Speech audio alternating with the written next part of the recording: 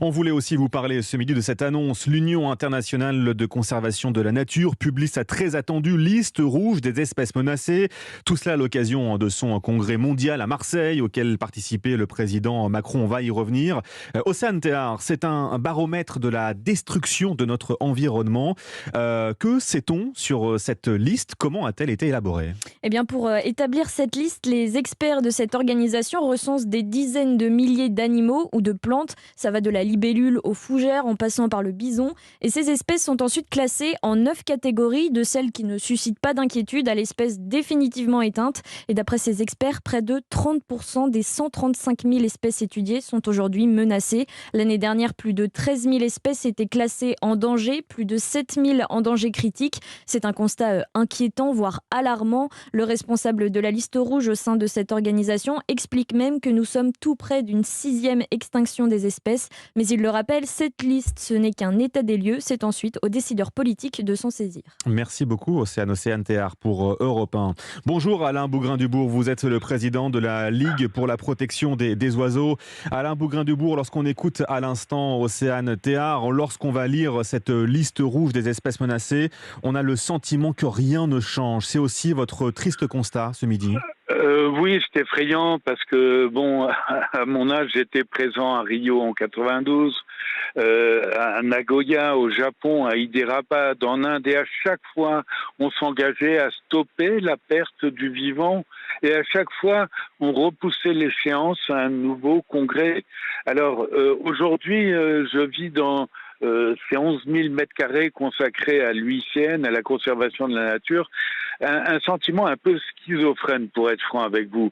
À la fois, il n'y a pas un stand qui ne montre pas l'agonie du vivant, Ouais. vraiment, l'agression, la dégradation, etc. Et puis chaque stand propose à sa manière des solutions. Alors aujourd'hui, je crois qu'on n'en est plus à se poser des questions.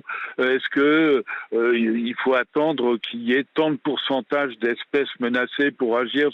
Non, on est dans Bien sûr. l'urgence. Et hier, le président a martelé judicieusement qu'il fallait désormais mettre la biodiversité au même niveau que le climat. C'est pas anodin. Ça veut dire que politiquement, quand on prend des mesures, on doit intégrer les conséquences sur la biodiversité. Ça veut dire aussi qu'il faut financer comme on finance la question Alors, climatique.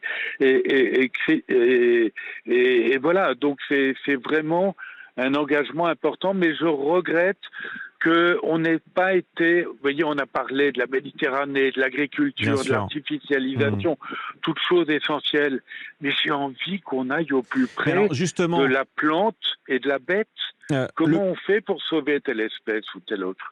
Le président disait hier que l'urgence est là. Il a pris l'engagement donc de placer en protection forte 5% des eaux françaises en Méditerranée en 2027 par exemple. Oui. Promis une initiative forte pour sortir des pesticides enfin au niveau européen.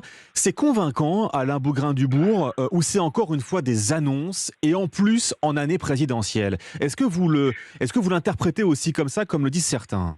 Écoutez, avec quelques-uns, on a une réunion mardi de 2 heures avec le président de la Mhm. République à l'Élysée. Et effectivement, il y a des engagements.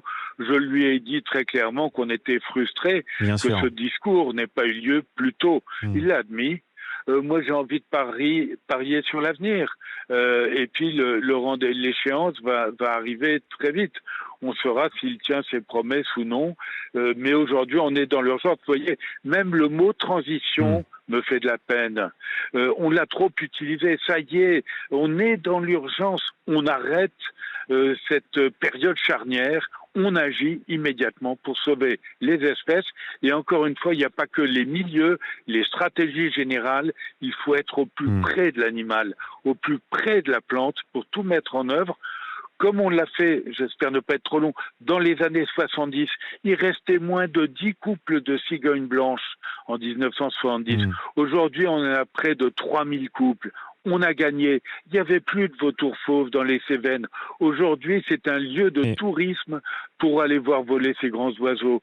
Le castor a reconquis les zones humides, etc. On a réussi sur mhm. beaucoup d'espèces Et on va emblématiques.